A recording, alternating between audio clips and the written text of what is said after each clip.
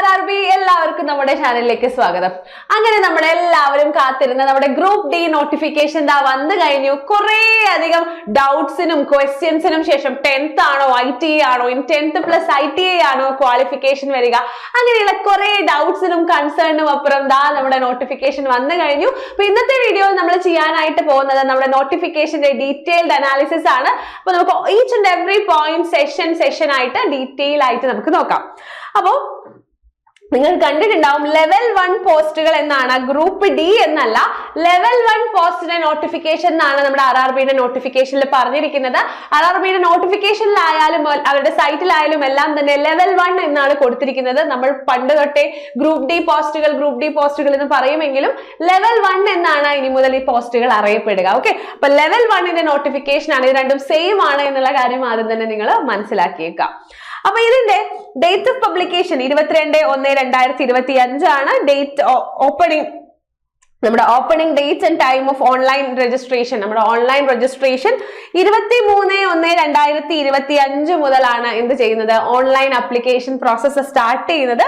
Closing date എന്ന് പറയുന്നത് 22/2, അതായത് ഫെബ്രുവരി 22-നാണ്. നമുക്ക് ഓൾമോസ്റ്റ് 1 മന്ത് ആണ് കിട്ടുന്നത്. അപ്പൊ നിങ്ങൾ ശ്രദ്ധിക്കുക, അവസാനത്തേക്ക് അപ്ലൈ ചെയ്യാൻ മാറ്റി വെക്കേണ്ട. അത്യാവശ്യം കാര്യങ്ങളെല്ലാം നമ്മുടെ ചാനലിൽ തന്നെ ഹൗ ടു അപ്ലൈ വീഡിയോ ഒക്കെ വരുന്നതാണ്. അപ്പൊ അത് തന്നെ നോക്കി പ്രോപ്പർ ആയിട്ട് അപ്ലൈ ചെയ്യുക. ഓക്കെ, അപ്ലൈ ചെയ്യുമ്പോൾ തെറ്റിക്കാതെ, മിസ്റ്റേക്സ് ഒന്നും വരുത്താതെ തന്നെ, അധികം ലേറ്റ് ആക്കാതെ തന്നെയും അപ്ലൈ ചെയ്യാനായിട്ട് ശ്രദ്ധിക്കുക. അപ്പൊ date of application fee payment, അതായത് അപ്ലിക്കേഷൻ ക്ലോസ് ചെയ്യുന്നതിന്റെ, അതായത് closing date and time of online application 22/2/2025 ആണെങ്കിലും നമുക്ക് ഫീസ് അടയ്ക്കാൻ ഒരു ദിവസം കൂടി എക്സ്ട്രാ ഉണ്ട്.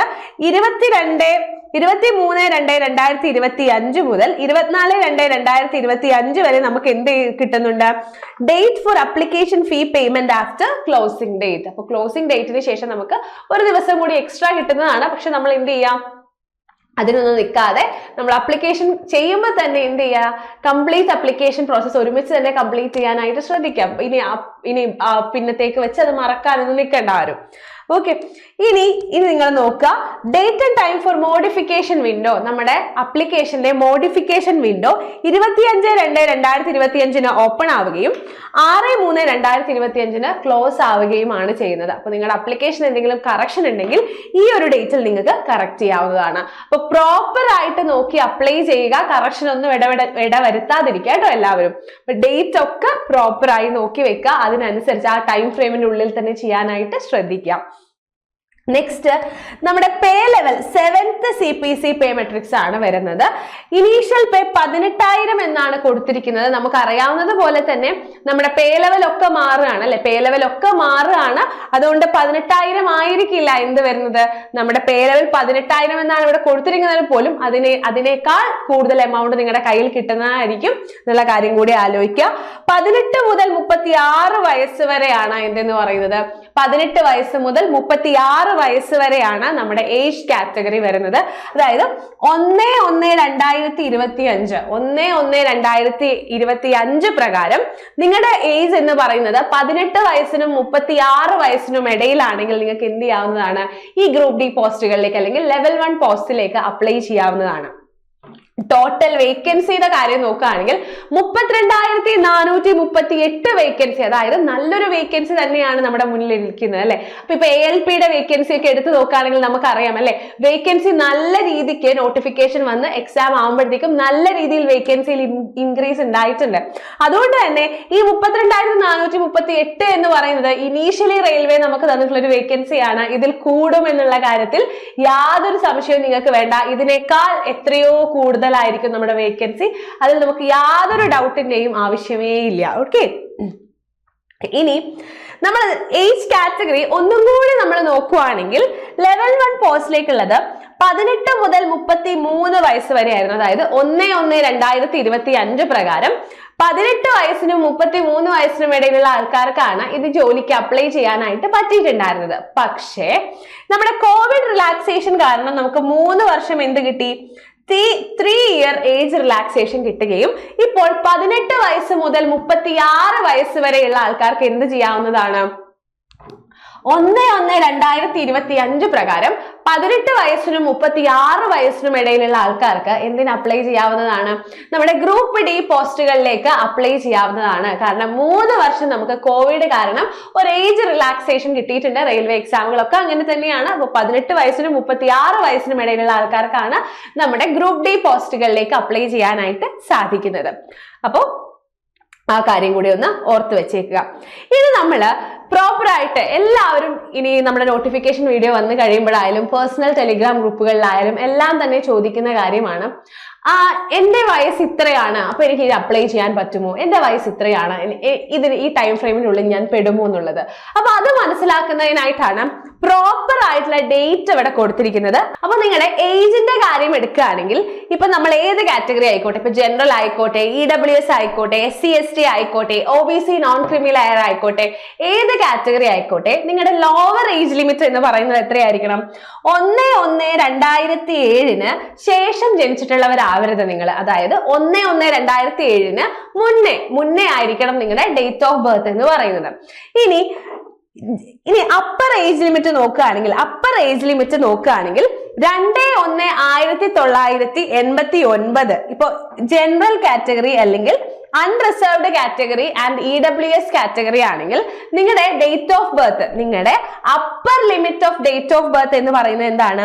2/1/1989 മുന്നേ ജനിച്ചിട്ടുള്ളവരും നിങ്ങൾ ആവാൻ പാടില്ല. അതായത് നിങ്ങളുടെ ഡേറ്റ് ഓഫ് ബർത്ത് എന്ന് പറയുന്നത് 2/1/1989 മുന്നേ ആവാൻ പാടില്ല, അതിന് ശേഷമായിരിക്കണം ഉണ്ടായിരിക്കേണ്ടത്. അതായത് ഇപ്പൊ നിങ്ങൾ general category and EWS category ആണെങ്കിൽ നിങ്ങളുടെ ഡേറ്റ് ഓഫ് ബർത്ത് എന്ന് പറയുന്നത് 2/1/1989 1/1/2007 ഇടയിലായിരിക്കണം. മനസ്സിലായല്ലോ? ഇനി OBC നോൺ ക്രിമി ലെയർ ആണെങ്കിൽ നിങ്ങളുടെ അപ്പർ ഏജ് ലിമിറ്റ് എന്ന് പറയുന്നത് 2/1/1986 മുന്നേ ആവാൻ പാടില്ല, അതിന് ശേഷമായിരിക്കണം നിങ്ങളുടെ ഡേറ്റ് ഓഫ് ബർത്ത് എന്ന് പറയുന്നത്. ഇനി SC/ST ആണെങ്കിൽ 2/1/1984 ശേഷമായിരിക്കണം നിങ്ങളുടെ ഡേറ്റ് ഓഫ് ബർത്ത് എന്ന് പറയുന്നത്, അതിന് മുന്നേ ആവാൻ പാടില്ല. ഓക്കെ ആണല്ലോ?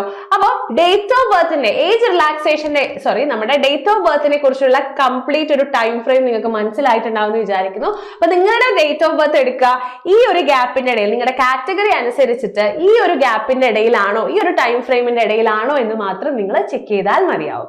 റെഡി ആണല്ലോ? ഇനി നമ്മൾ ഓൾറെഡി അറിയുന്നത് പോലെ തന്നെ നമ്മുടെ OBC നോൺ ക്രിമി ലെയർ ആണെങ്കിൽ നമുക്ക് 3 ഇയർ ആണ് ഏജ് റിലാക്സേഷൻ ഉള്ളത്. അതിനനുസരിച്ച് ഏജ് റിലാക്സേഷൻ അനുസരിച്ചിട്ടുള്ള ഡേറ്റ് ഓഫ് ബർത്തിന്റെ കാര്യമാണ് ഇവിടെ ഡിഫറെന്റ് ആയിട്ട് നമ്മൾ പറഞ്ഞിരിക്കുന്നത്. ഓക്കെ, അപ്പൊ SC/ST ആണെങ്കിൽ 5 ഇയേഴ്സ് ആണ്. അങ്ങനെ ഓരോന്നിനും എന്തുണ്ട്? ഈ 3 ഇയർ 5 ഇയർ എന്നുള്ളത് എല്ലാ നോട്ടിഫിക്കേഷനിലും ഇങ്ങനെ തന്നെയാണ്. അപ്പൊ അതിനനുസരിച്ചുള്ള പ്രോപ്പർ ടൈം ഫ്രെയിം ആണ് ഇവിടെ കൊടുത്തിരിക്കുന്നത്. റെഡി ആണെന്ന് വിചാരിക്കുന്നു.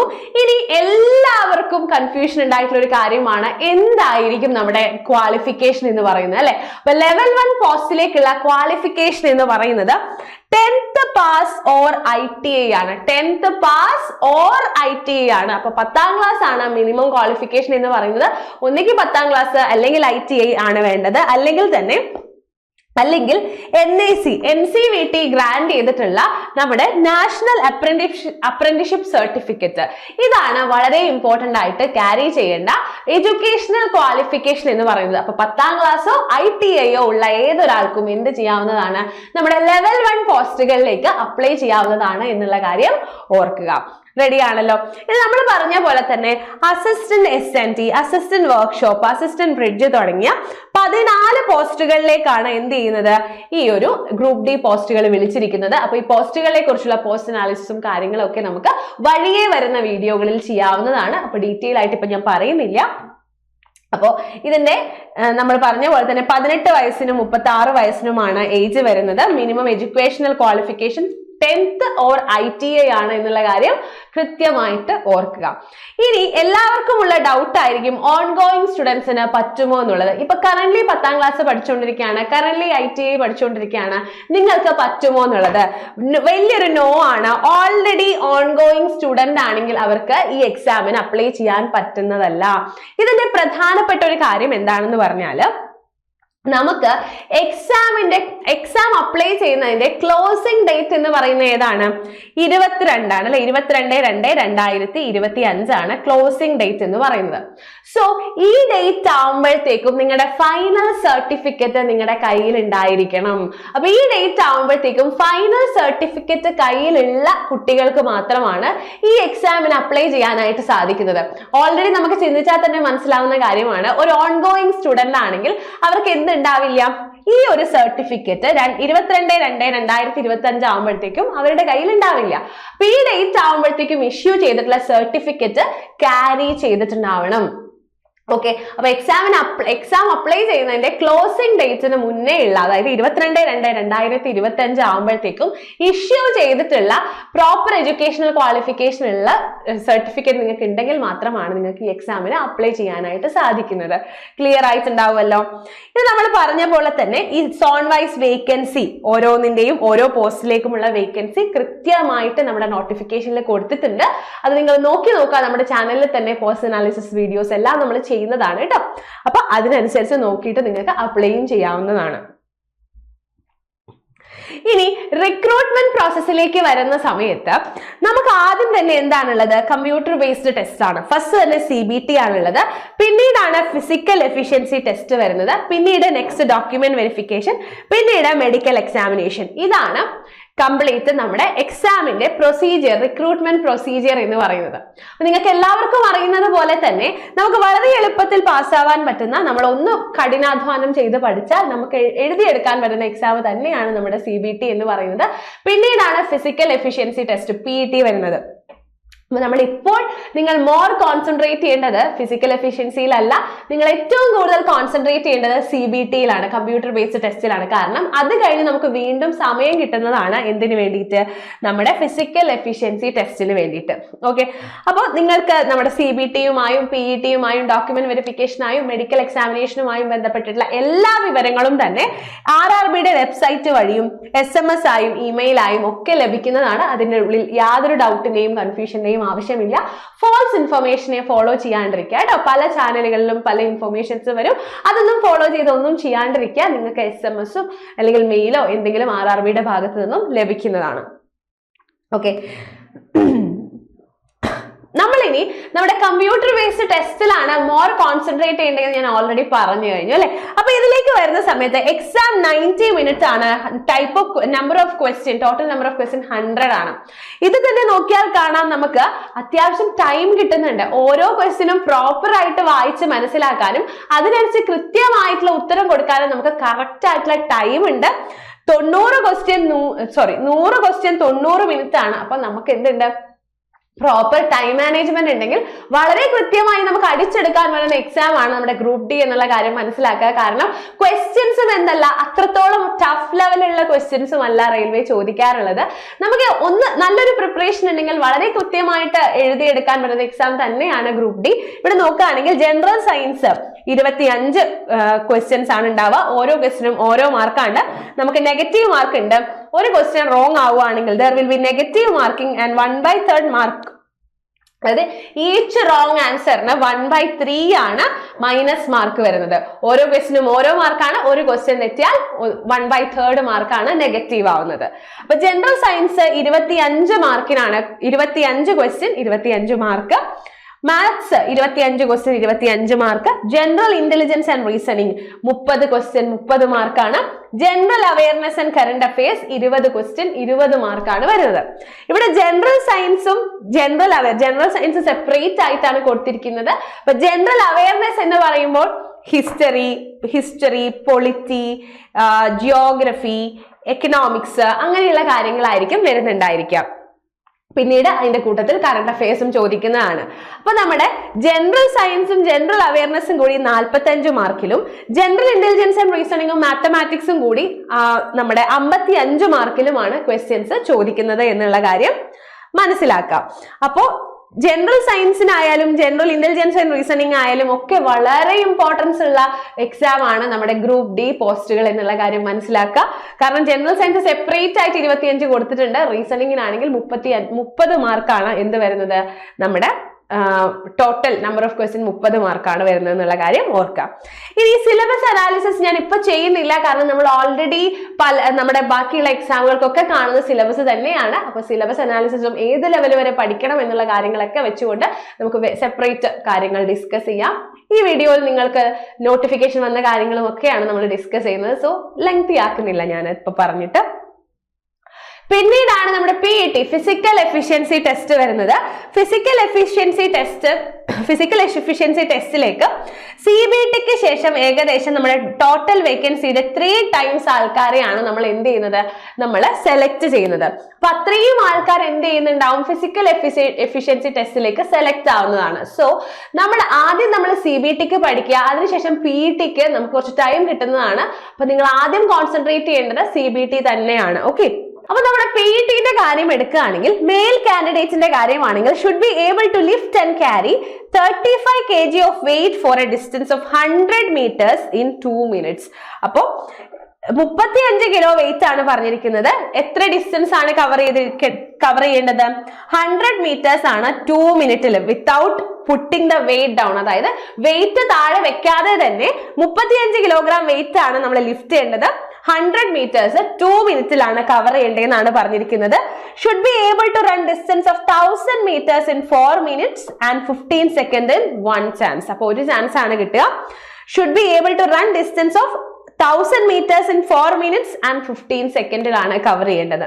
ഇനി ഫീമെയിൽ കാൻഡിഡേറ്റ്സിന്റെ കാര്യം വരുവാണെങ്കിൽ 20 കിലോഗ്രാം വെയിറ്റ് ഡിസ്റ്റൻസ് 100 meter ആണ് 2 മിനിറ്റിലാണ് കവർ ചെയ്യേണ്ടത്. അതിലും വെയിറ്റ് നമ്മൾ താഴെ വെക്കാൻ പാടില്ല, ഒറ്റ ചാൻസേ കിട്ടത്തുള്ളൂ. ഇനി should be able to run for a distance 1000 meters 5 minutes 40 second ആണ് ഫീമെയിൽ കാൻഡിഡേറ്റ്സിന് ലഭിക്കുന്നത്. ഇനി നമ്മുടെ എക്സാം ഫീന്റെ കാര്യം വരുവാണെങ്കിൽ എക്സാം ഫീന്റെ കാര്യം നമ്മൾ പറഞ്ഞ പോലെ തന്നെ 500 rupees ആണ് എക്സാം ഫീ എന്ന് പറയുന്നത്. അപ്പോ ഏതൊക്കെ PWBD, female, transgender, ex service man, SC ST, minority communities, economically backward classes, ഇവർക്കെല്ലാം തന്നെ 250 രൂപയാണ് വരുന്നത്. ഇവിടെ പ്രധാനമായിട്ടും കൊടുത്തിട്ടുണ്ട് EBC should not be confused with OBC or EWS. അങ്ങനെ ആവുമ്പോൾ OBCക്കും EWSനും 500 rupees തന്നെയാണ് ഫീസ് വരുന്നത് എന്നുള്ള കാര്യം ആലോചിക്കാം.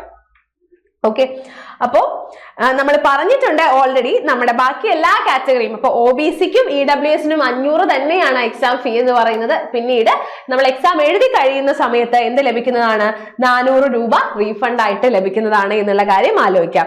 ബാക്കി പറഞ്ഞിട്ടുള്ള കാറ്റഗറിക്ക് എല്ലാം തന്നെ 250 രൂപയാണ് എക്സാം ഫീ എന്ന് പറയുന്നത് എന്നുള്ള കാര്യം ആലോചിക്കാം.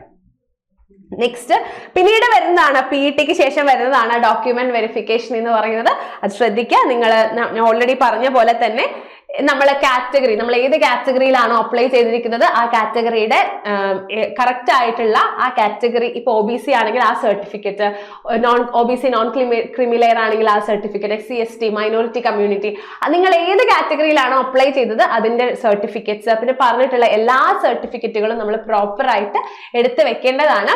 ഇനി നമ്മുടെ എഡ്യൂക്കേഷൻ ക്വാളിഫിക്കേഷന്റെ സർട്ടിഫിക്കറ്റ് നമ്മൾ ഓൾറെഡി പറഞ്ഞതാണ് അല്ലെ. കറക്റ്റ് ആയിട്ട് 22/2/2025 മുന്നേ നമ്മൾ എന്ത് ചെയ്തിട്ടുണ്ടായിരിക്കണം, സർട്ടിഫിക്കറ്റ് ഇഷ്യൂ ചെയ്തിട്ടുള്ള സർട്ടിഫിക്കറ്റ് ആണെങ്കിൽ മാത്രമാണ് നമുക്ക് ഈ പോസ്റ്റിലേക്ക് അപ്ലൈ ചെയ്യാനായിട്ട് സാധിക്കുന്നത്. അപ്പൊ മെഡിക്കൽ സ്റ്റാൻഡേർഡ്സിന്റെ കാര്യം വളരെ ഇമ്പോർട്ടന്റ് ആണ്. അപ്പൊ അതാണ് നമ്മൾ ഇനി നെക്സ്റ്റ് നോക്കാനായിട്ട് പോകുന്നത്. അപ്പൊ അതിൽ ഏറ്റവും സ്റ്റാൻഡേർഡ് എന്ന് പറയുമ്പോൾ നമ്മുടെ വിത്തൗട്ട് ഗ്ലാസസ് നമുക്ക് എന്ത് വേണം, 6/9 വിഷൻ വേണം. അപ്പൊ ബാക്കിയെല്ലാം തന്നെ A3 ആണെങ്കിൽ എന്താണ്, വിത്തൗട്ട് ആണ് 6/9 വരുന്നത്. ഇതിനെക്കുറിച്ചുള്ള ഡീറ്റെയിൽഡ് ആയിട്ടുള്ള വീഡിയോ നമുക്ക് ചെയ്യാവുന്നതാണ്. ഓക്കെ, അപ്പൊ ഇത്രയും കാര്യങ്ങളാണ് നമ്മുടെ ഗ്രൂപ്പ് ഡി നോട്ടിഫിക്കേഷനുമായി ബന്ധപ്പെട്ട് നിങ്ങളടുത്ത് പറയാനുള്ളത്. ഇനി ഓരോ ഭാഗങ്ങളായി നമ്മൾ വളരെ ഡീറ്റെയിൽ ആയിട്ടുള്ള വീഡിയോ ആയിട്ട് വരുന്നതാണ്. അപ്പൊ ഗ്രൂപ്പ് ഡി പോസ്റ്റുകളിലേക്ക് അപ്ലൈ ചെയ്യാൻ ആഗ്രഹിക്കുന്ന എല്ലാവരും ഉടനെ തന്നെ അപ്ലൈ ചെയ്യുക, അധികം ലേറ്റ് ആക്കാതെ അപ്ലൈ ചെയ്യുക. അപ്പൊ RRB ഗ്രൂപ്പ് ഡിക്ക് വേണ്ടി നമ്മുടെ സൈലം SSC RRB സ്ട്രക്ചർ ചെയ്തിരിക്കുന്ന കോഴ്സാണ് നമ്മുടെ ഫോക്കസ് ബാച്ച് എന്നുള്ളത്. നമ്മുടെ ക്ലാസ്സുകൾ ഫെബ്രുവരി 12 മുതലായിരിക്കും ആരംഭിക്കുന്നത്. അപ്പൊ 2999 ആണ് നമ്മുടെ ബാച്ച് ഫീസ് എന്ന് പറയുന്നത്. കാരണം റെയിൽവേയിൽ ഒരു മികച്ച ജോലിയാണ് നിങ്ങളുടെ സ്വപ്നമെങ്കിൽ അത് ഞങ്ങളുടെ കയ്യിൽ നിങ്ങളുടെ സ്വപ്നം മാത്രമല്ല നമ്മുടെയും കൂടെ സ്വപ്നമാണ്. അപ്പൊ നമുക്ക് ഒരുമിച്ച് ഇതിനു വേണ്ടി പ്രയത്നിക്കണം. അപ്പൊ എല്ലാവരും എക്സാമിന് അപ്ലൈ ചെയ്യുക. കാരണം വളരെ വളരെ വലിയൊരു അവസരമാണ് അല്ലെ. 10ാം ക്ലാസ് ഓർ ITI ആണ് നമ്മുടെ ക്വാളിഫിക്കേഷൻ എന്ന് പറയുന്നത്. ജനറൽ കാറ്റഗറിക്ക് പോലും 18 വയസ്സ് മുതൽ 36 വയസ്സ് വരെയുള്ളവർക്ക് അപ്ലൈ ചെയ്യാൻ പറ്റുന്ന ഒരു വലിയ അവസരമാണ് റെയിൽവേ നമ്മുടെ മുന്നിൽ തുറന്നിട്ടിരിക്കുന്നത്. സോ റെയിൽവേയിൽ ഒരു ജോലി എന്നുള്ളതാണ് സ്വപ്നമെങ്കിൽ നമ്മുടെ കൂടെ ചേരുക. ഞങ്ങളും നിങ്ങളുടെ കൂടെ ഉണ്ടായിരിക്കും. നമുക്ക് എല്ലാവർക്കും ചേർന്ന് ഈ ജോലി നമുക്ക് നേടിയെടുക്കണം. ഇപ്രാവശ്യം നമ്മൾ റെയിൽവേയിൽ കയറണം. ഓക്കെ, അപ്പൊ നിങ്ങൾ എല്ലാവരും ഉടനെ തന്നെ ജോയിൻ ചെയ്യുക നമ്മുടെ RRB ഗ്രൂപ്പ് ഡി ഫോക്കസ് ബാച്ചിലേക്ക്. അപ്പൊ എല്ലാവർക്കും താങ്ക് യു. കൂടുതൽ ഡീറ്റെയിൽഡ് ആയിട്ടുള്ള വീഡിയോയുമായി നമുക്ക് വീണ്ടും കാണാം. അപ്പൊ എല്ലാവർക്കും thank you. Bye, see U.